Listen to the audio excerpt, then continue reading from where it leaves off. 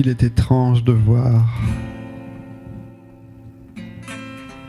combien un jour de deuil perturbe jusqu'au langage.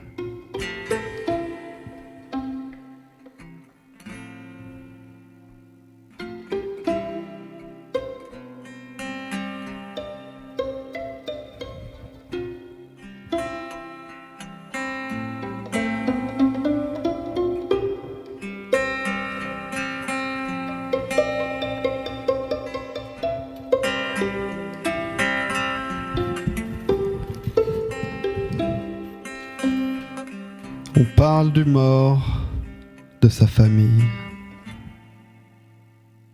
On ne sait plus très bien s'il faut employer le présent ou l'imparfait.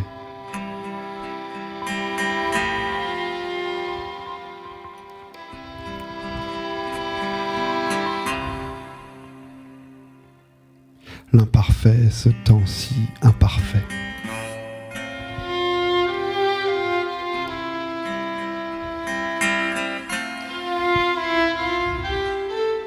L'imparfait, ce temps si imparfait.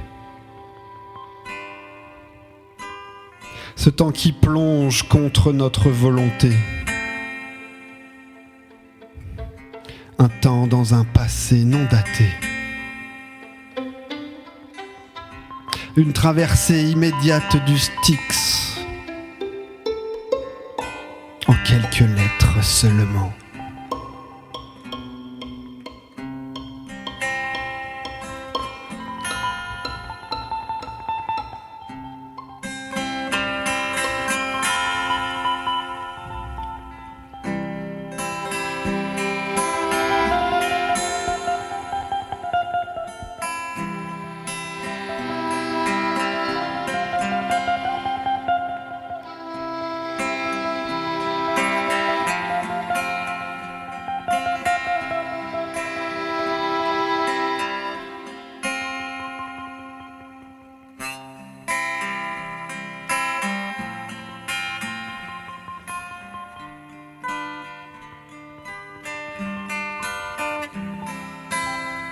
Une traversée immédiate du Styx en quelques lettres seulement. Le A et le I pour payer Charon, et le T muet en guise de silencieuse pierre tombale.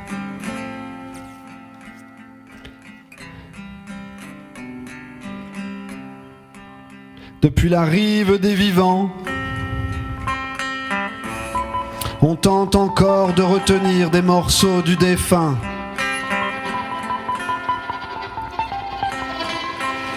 L'un s'en va, les autres restent. Et celui qui s'éloigne emporte avec lui sa part de réalité. Et celui qui s'éloigne emporte avec lui sa part de réalité. Que les survivants devront s'efforcer de reconstituer d'une mosaïque de souvenirs, de souvenirs, souvenirs.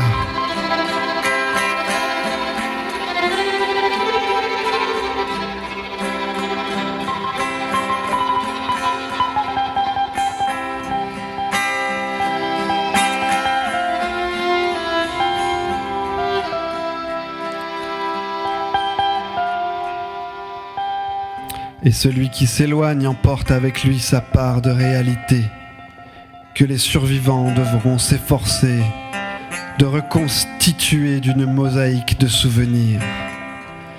D'abord,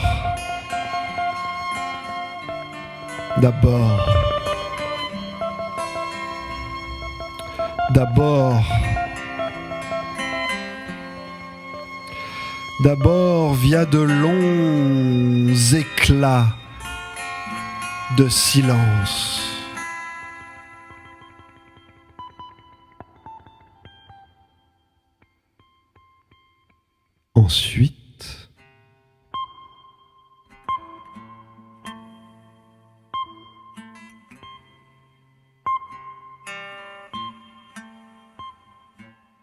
Ensuite par quelques contes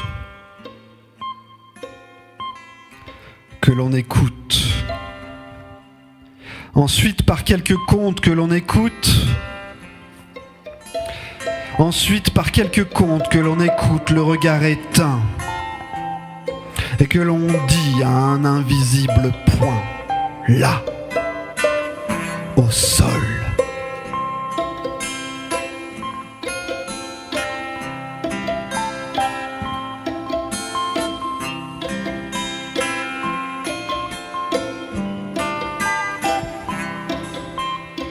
Enfin, grâce à ces rires inattendus, puis gênés, puis nostalgiques, qui s'échappent du corps l'espace d'un instant, comme s'ils n'avaient pas eu vent de la nouvelle.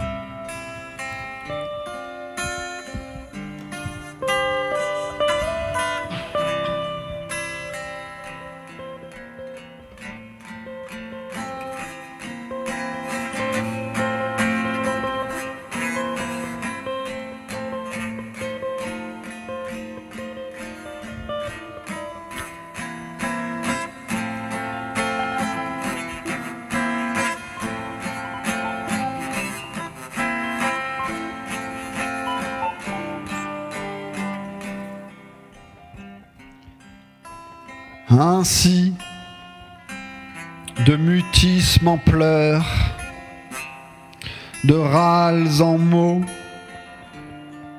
d'histoires muettes en rires étouffés, commence l'esquisse.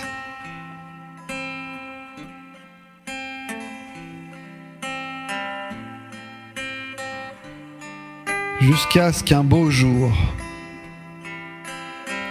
l'aurore d'une âme en naisse, qui n'est ni tout à fait celle du disparu, ni tout à fait autre.